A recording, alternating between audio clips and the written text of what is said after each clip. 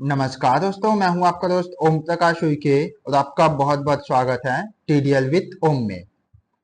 दोस्तों, आज हम आपके लिए एक ऐसा टीडीएल लेके आए हैं जो आपके एक बहुत बड़ी प्रॉब्लम को सॉल्व कर देता है।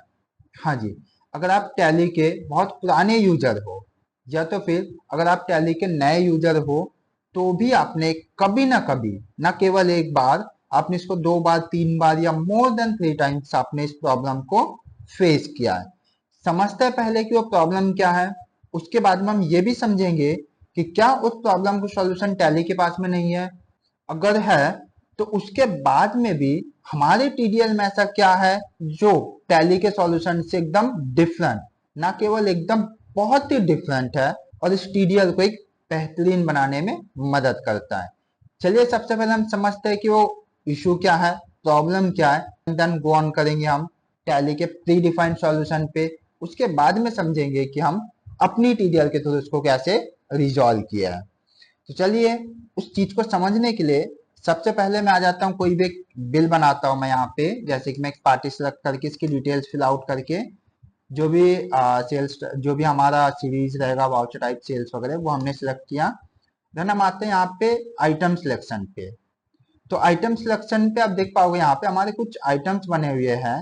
एंड यहाँ पे सबसे मेन पॉइंट क्या है कि मेरे पास में भी जितने आइटम्स हैं इसमें से कुछ आइटम्स ऐसे हैं जिसका मैं बैच मेंटेन करता हूँ, कुछ आइटम्स ऐसे हैं जिसका मैं बैच मेंटेन नहीं करता हूँ।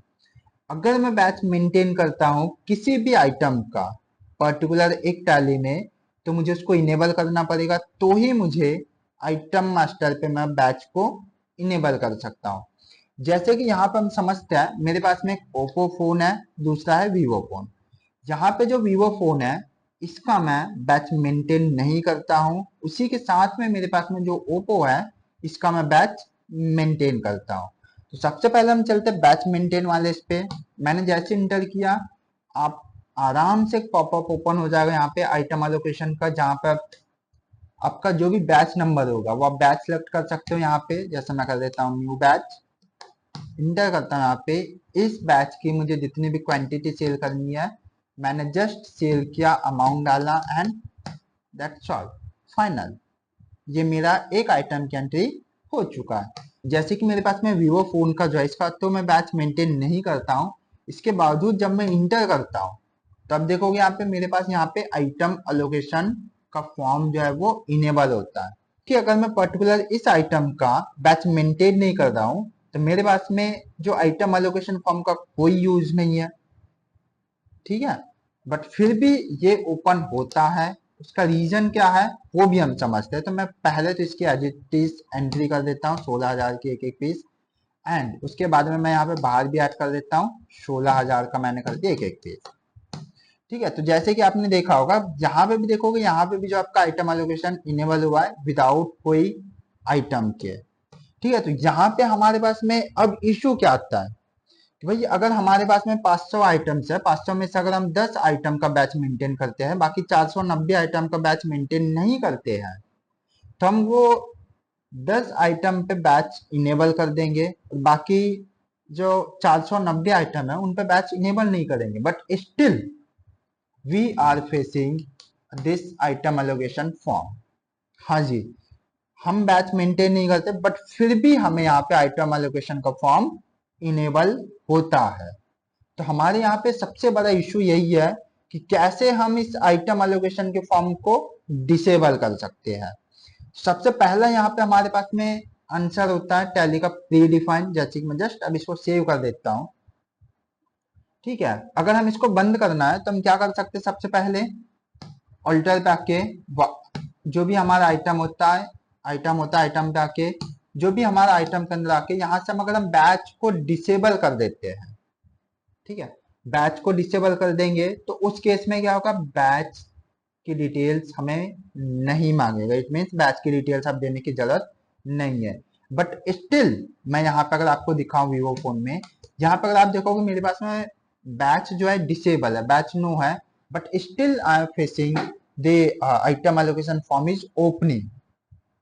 तो उसको हम कैसे परमानेंटली बंद कर सकते हैं, उसको बंद करने के लिए हमारे पास में कुछ सिनेरियोस होते हैं उसके लिए हम आते हैं वाउचर टाइप में। सबसे पहला सॉल्यूशन इसका होता है हमारे पास में, वाउचर टाइप में आके आपके जो भी डिलीवरी नोट है इनको आप जहां से जो है डीएक्टिव कर दीजिए, एक्टिव इस वाउचर टाइप को नो कर दीजिए। यहीं से अगर मैं इसको करता हूँ सेल्स ऑर्डर, ठीक है, सेल्स ऑर्डर को भी हमें नो करना पड़ेगा। रिसिप्ट नोट जो होता है उसको भी हमें नो करना पड़ेगा, ठीक है। बट जैसे कि मैं यहाँ पे कर देता हूँ रिसिप्ट नोट, इसको भी, ये भी मेरा नो है। तो होता क्या है कि कुछ केसेस में जब हम वाउचर टाइप को डिसेबल कर देते हैं तो हमारा बैच अलोकेशन, आइटम अलोकेशन का फॉर्म ओपन नहीं होता है। जैसे कि मैंने आपको जस्ट अभी दिखाया, मैंने 3 वाउचर टाइप ओपन करके, सारे वाउचर टाइप में एक्टिव दिस वाउचर टाइप जो है वो डिसेबल है, वो नो है, बट फिर भी मेरे पास में आइटम अलोकेशन ऑन हो रहा है।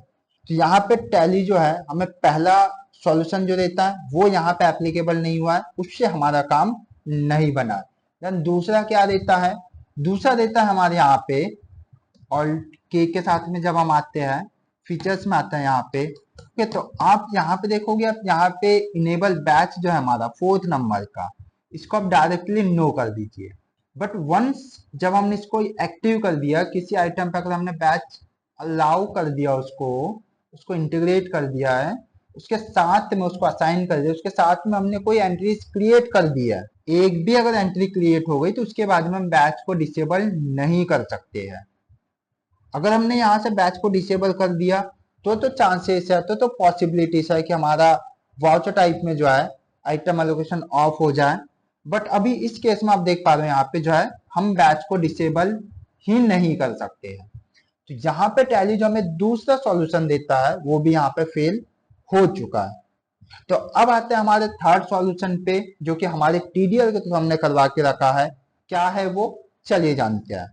उसके लिए सबसे पहले क्या करना है आपको, टीडीएल जो भी मैं आपको प्रोवाइड करूंगा इसके लिए उसको आपको लोड करना है। जैसे जैसे मैं यहाँ पर अगर आपको दिखाऊं तो मेरे पास में जो टीडीएल है, आइटम एलोकेशन विंडो कंट्रोल करके मेरे पास में जो टीडीएल है, इसको आपको लोड करना है। लोड करने के बाद में एड ऑन फीचर में आके एड ऑन फीचर्स आपको यहाँ से इसको इनेबल करना है। Enable to control item allocation window, आपने जैसे इसको इनेबल कर दिए उसके बाद में जो है अब आपको आना है कोई भी वाउचर टाइप में। ये टीडीएल आपके सारे वाउचर टाइप्स में एप्लीकेबल होंगे जैसे ही आपने एड ऑन फीचर से इनेबल कर दिया है। तो अब मैं यहाँ पे आता हूँ, सेम कोई भी मैं पार्टी सेलेक्ट करता हूँ, कैश कैश का बिल बना लेता हूँ मैं। उसके बाद में जो है मैं क्या करता हूँ, यहाँ पे सेम दोनों चीजें यूज करता हूँ अभी, ठीक है। पहले तो ओप्पो है, दूसरा मैं करता हूँ वीवो, क्योंकि वीवो पे जो है मेरा आइटम एलोकेशन ऑन हो रहा है बट मेरा यहाँ पे बैच मेंटेन नहीं है।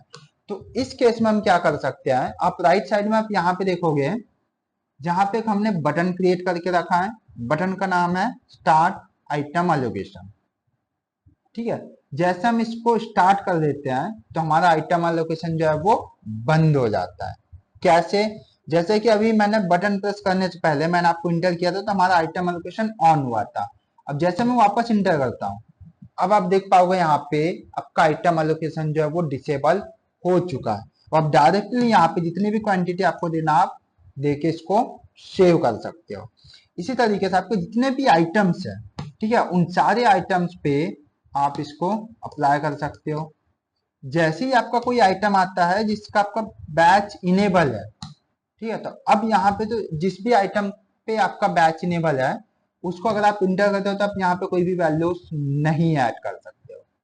तो उस केस में क्या करना, आपको वापस आना है यहाँ पे आइटम जहां पे हम सिलेक्ट करते हैं वहां पे आपका कर्सर रहेगा एंड यहाँ पे आप ऑल्ट के साथ में एच दबा सकते हो शॉर्टकट की, या तो फिर स्टॉप आइटम एलोकेशन को आप जैसे इंटर करते हो तो जो हमारा टीडीएल है वो अब बाय डिफॉल्ट टैली जैसा है वैसा ही कर देगा। कैसे, देखिए मैंने जस्ट इंटर किया, अब देखिए सेम चीजें मैं अप्लाई कर रहा हूँ। ओप्पो मेरे पास आइटम इंटर किया, अब देखिए यहाँ पे मेरे पास में जो बैच इनेबल हो चुका है आइटम एलोकेशन के साथ में। प्राइमरी जो ओप्पो है इसमें तो बैच ऑलरेडी इनेबल था, जैसे ही हमने जहां से बटन को प्रेस किया तो हमारा अब जो है आइटम एलोकेशन भी ओपन होने लग गया। अब ना तो आपको इसको वाउचर टाइप से डिसेबल करना है, उससे पहले मैं आपको इसको थोड़ा सा एंट्री करके दिखा देता हूँ। देखिए अब ना तो आपको वाउचर टाइप से इसको डिसेबल करना है, क्योंकि इन सपोज सम केसेस में अगर हम वाउचर टाइप को डिसेबल कर देते हैं, sales order, delivery note, debit note को, तो हमारा आइटम एलोकेशन नहीं आता है।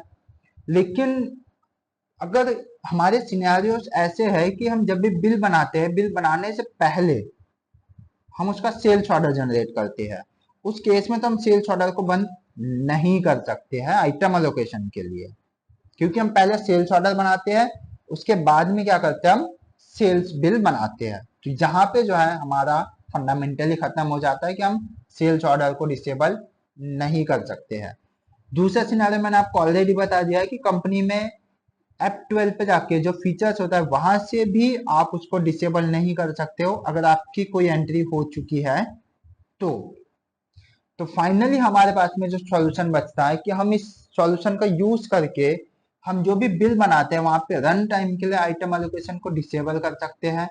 जैसे ही हमारा आइटम आ जाता है किसके लिए, जिसका बैच इनेबल है, तो वापस उसको इनेबल करके इसको रन करवा सकते हैं। तो हमारा सिंपल एक बहुत ही इजी टीडीएल है, बट बहुत ही काम का टीडीएल है जिसका यूज करके हम ये देखिए, ठीक है, ये मेरा हो गया। अब यहाँ पे क्या है, मेरे पास में सी प्लस प्लस करके जो है इसका मेरे पास में आइटम मतलब बैचेस इनेबल है, तो बैच तो आ गया, इसके साथ में क्या हुआ, इसका आइटम एलोकेशन भी ऑन हो चुका है।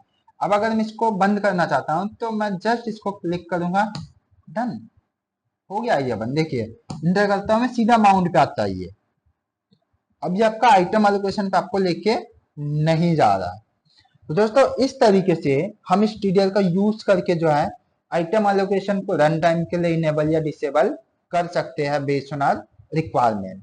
एंड टीडीएल एंड होने से पहले मैंने आपको सारे सिनेरियो समझा कि कौन से सिनेरियो में क्या हो सकता है, क्या सॉल्यूशन है, एंड हमने इस टीडीएल के माध्यम से आपको क्या बेस्ट से बेस्ट सॉल्यूशन दिया हुआ है। दोस्तों अगर आपको ये टीडीएल परचेज करनी है तो दिए गए नंबर पे आप मुझसे कनेक्ट कर सकते हो, ईमेल भी आपको मिल जाएगा, कॉन्टेक्ट नंबर दोनों ही डिस्क्रिप्शन पे, तो वहां से मुझको कनेक्ट कर सकते हो एंड आप ये टीडीएल को अपना बना सकते हो।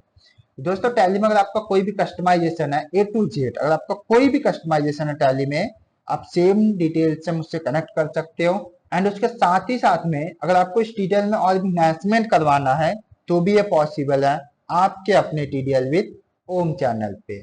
तो चलिए दोस्तों इसी के साथ में हम वीडियो एंड करते हुए मिलते हैं नई वीडियो में नए टॉपिक के साथ में। टिल देन जय हिंद जय टीडीएल।